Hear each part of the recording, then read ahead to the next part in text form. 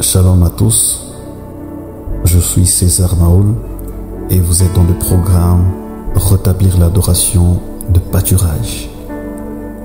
J'ai mon cœur totalement passionné et prêt à vous communiquer ce que j'ai dans mon cœur comme fardeau. Et voici un jour l'apôtre Paul prend la parole dans Romains chapitre 1er verset 24 à 25. Il dit: c'est pourquoi Dieu les a livrés à l'impureté selon le convoitise de leur cœur, en sorte qu'ils déshonorent eux-mêmes leur propre corps, et qui ont changé la vérité de Dieu en mensonge, et qui ont adoré et servi la créature au lieu du Créateur, qui est béni éternellement. Amen. Cette étude est très sérieuse parce que, sans vouloir cacher le mot, l'apôtre ressort des choses que l'Esprit approuve. Il faut voir de quelle manière ces gens se sont égarés. On croirait que Dieu a fait cela injustement. Pourtant, c'est par la convoitise de leur cœur que Dieu les a livrés à l'impureté.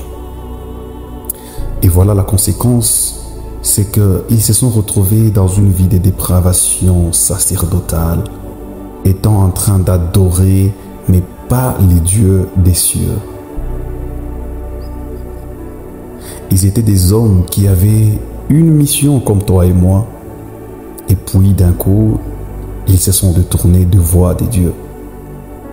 Et vous savez, si vous perdez cet appel authentique d'adorer les dieux tout-puissants, si vous perdez au fond de vous ces feux, vous perdez la présence de Dieu. Partout où vous ne trouvez pas les cultes des gens qui adorent Dieu, sachez que Dieu est parti il y a longtemps.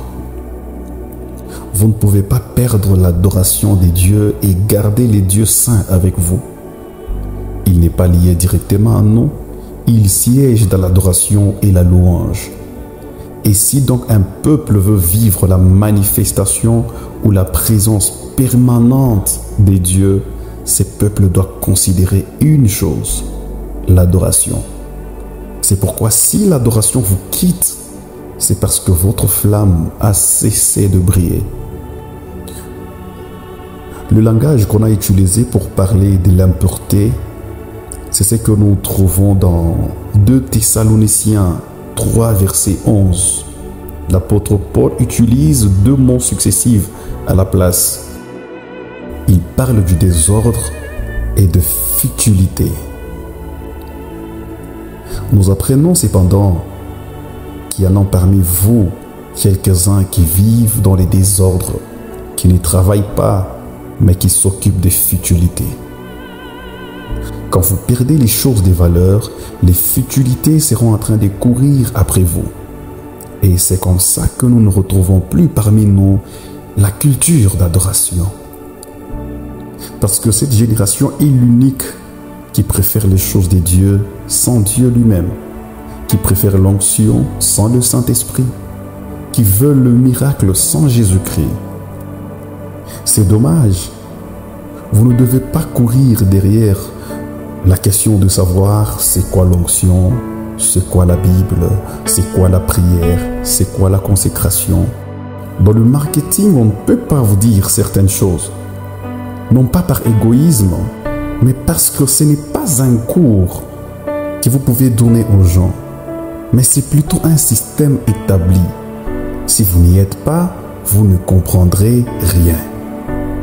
Il faut entrer dans les systèmes pour comprendre les systèmes. Un jour, un riche rencontre Jésus dans Matthieu 19, verset 16.